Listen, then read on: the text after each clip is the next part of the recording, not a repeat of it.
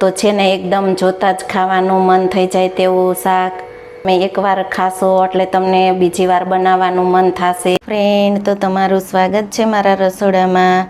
તો અવનવી વાનગી જોવા માટે ચેનલને સબસ્ક્રાઈબ કરો. જો મારો વિડીયો ગમે તો વિડીયોને લાઈક કરો, શેર કરો, કમેન્ટ કરો.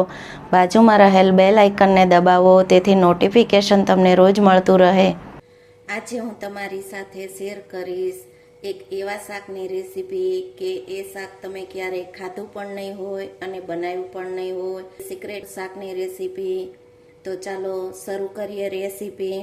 તો શાક બનાવવા માટે મેં 1 કપ આપણે દાણા લીધેલા છે, તે પણ લીલી સિંગના છે. તો તેની જગ્યાએ તમે સૂકા દાણાનો પણ ઉપયોગ કરી શકો છો. તેમાં આપણે 100 ગ્રામ પનીરનો ઉપયોગ કરશું. તે ઓપ્શનલ છે, તો તેને તમે સ્કીપ કરી શકો છો. શાકમાં આપણે પનીર એડ કરવાથી શાકનો સ્વાદ એકદમ સારો એવો આવે છે. તો તેના માટે મેં પનીરનો ઉપયોગ કરેલો છે. તો પહેલાં આપણે આ સિંગ દાણાને બાફી લેશું. આપણે પાણી ગરમ થઈ ગયું છે, તો સિંગના દાણાને આપણે એડ કરી દેશું. સિંગ દાણાને આપણે ચેક કરી લેશું. તો સિંગ દાણા એકદમ સારા એવા બફાઈ ગયા છે. તમે જોઈ શકો છો કે આપણા સિંગ દાણા એકદમ સારા એવા બફાઈ ગયા છે. તો તેલ આપણું ગરમ થઈ ગયું છે, તો આપણે પનીરને પહેલાં તળી લેશું. ગોલ્ડન બ્રાઉન થાય તેવું પનીરને આપણે તળાવા દેશું. તો તમે જુઓ છો કે પનીર ગોલ્ડન બ્રાઉન થઈ ગયું છે. તો આ રીતનું ગોલ્ડન બ્રાઉન પનીર હશે તો શાકનો ટેસ્ટ એકદમ સારો આવશે. પનીરને ગોલ્ડન બ્રાઉન થાય તેવું આપણે તળવાનું છે, તેથી આપણા શાકનો ટેસ્ટ એકદમ સારો એવો આવે. તો આપણું પનીર તળાઈ ગયું છે. તમે જોઈ શકો છો કે ગોલ્ડન બ્રાઉન થઈ ગયું છે.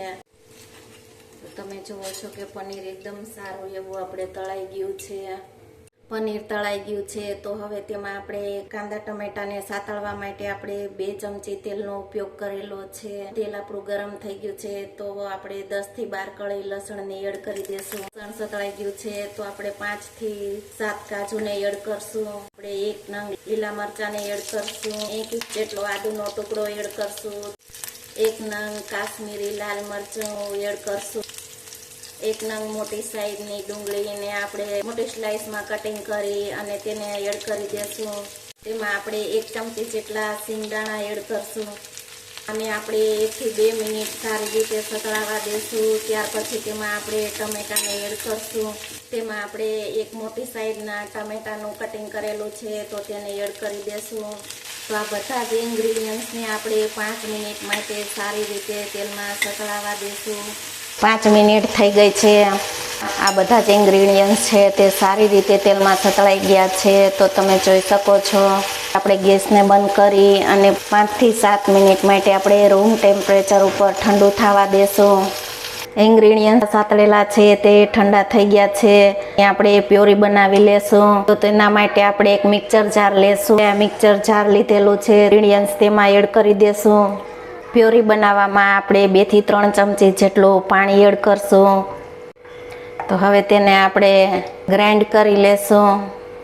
પ્યોરી છે તે બની અને તૈયાર થઈ ગઈ છે. તમે જોઈ શકો છો. તો પ્યોરી આ રીતની બનાવવાની. અને આ પ્યોરી છે આપણે બધા જ શાકમાં ઉપયોગ કરી શકીએ. તો ગમે ત્યારે શાક બનાવો, તો ગમે તે શાક બનાવો તેમાં આ જ પ્યોરીનો ઉપયોગ કરી શકીએ આપણે. શાકને વઘાર કરી લેશું. તો શાકનો વઘાર કરવા માટે આપણે મોટા 3 ચમચા જેટલા તેલનો ઉપયોગ કરશું. તેલ ગરમ થઈ ગયું છે, તો આપણે શાકનો વઘાર કરશું. તો શાકના વઘારમાં આપણે રાઈ જીરાનો ઉપયોગ નથી કરવાનો. આપણે 2 નંગ લાલ સૂકા મરચાં એડ કરશું. 1 નંગ આપણે તમાલપત્ર એડ કરશું. 1 ચપટી હિંગનું, અડધી ચમચી હળદર એડ કરશું. મસાલામાં તમે તજ, લવિંગ, બાદિયાનો ઉપયોગ કરી શકો છો. તો મેં તેનો ઉપયોગ નથી કરેલો. પહેલાં આપણે સિંગના દાણાને એડ કરી દેશું અને તેલમાં પહેલાં તેને સાતળી લેશું. જે આપણે બાફી અને કોરા કરી લીધેલા છે તેને આપણે તેલમાં એડ કરી દેશું. 2 મિનિટ માટે આપણે પહેલાં તેલમાં સારી રીતે સતળાવા દેશું. 2 મિનિટ થઈ ગઈ છે, તો આપણે સિંગના દાણા એકદમ સારા એવા તેલમાં સતળાઈ ગયા છે. તો તેમાં આપણે તૈયાર કરેલી પ્યોરીને એડ કરી દેશું. પ્યોરીને સારી રીતે મિક્સ કરી અને 3 મિનિટ આપણે સારી રીતે તેને ચડવા દેશું. 1 ચમચી કાશ્મીરી લાલ મરચું પાવડર, અડધી ચમચી ધાણા જીરું પાવડર, અડધી ચમચી ગરમ મસાલા પાવડર, અડધી ચમચી ગોળ, સ્વાદ પ્રમાણે મીઠું, તેમાં આપણે અડધા લીંબુનો રસ એડ કરશું. તો મસાલાને આપણે સારી રીતે મિક્સ કરી લેશું. આપણે 2 થી 3 ચમચી જેટલા જ પાણીનો ઉપયોગ કરશું.